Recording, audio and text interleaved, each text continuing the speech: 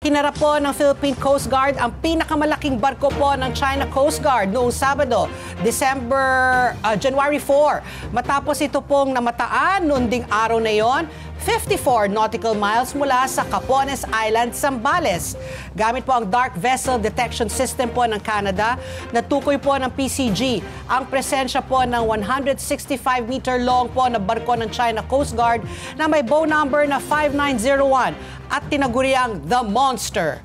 Bilang tugon, ipinadala po ng PCG Commandant Admiral Ronnie Hill Gavan ang BRP Cabra, isang helicopter at isang caravan aircraft para kumpirmahin ang nakita at ipagtanggol ang karapatan pang teritoryo ng Pilipinas.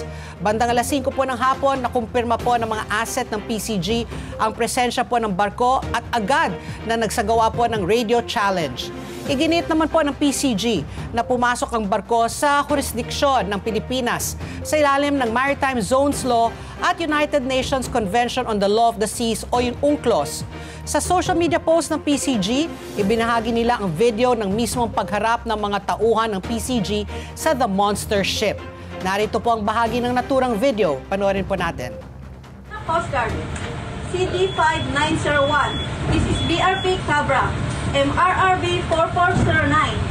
We are reminding you that you are within 72.6 nautical miles west by the south of Silangin, Zambales, inside in the Philippine Exclusive Economic Zone.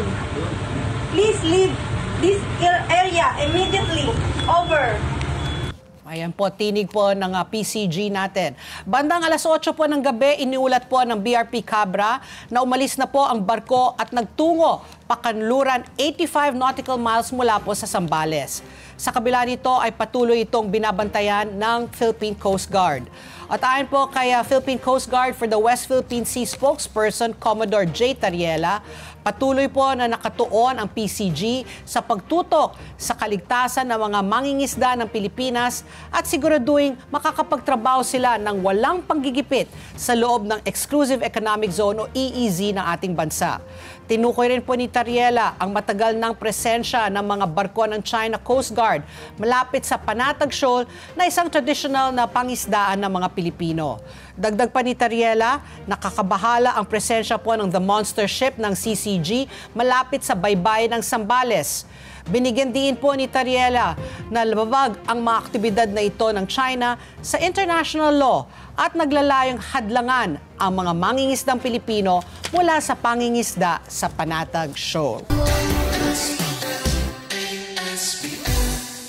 Let's get together. Sunnet 25. Sunnet 25.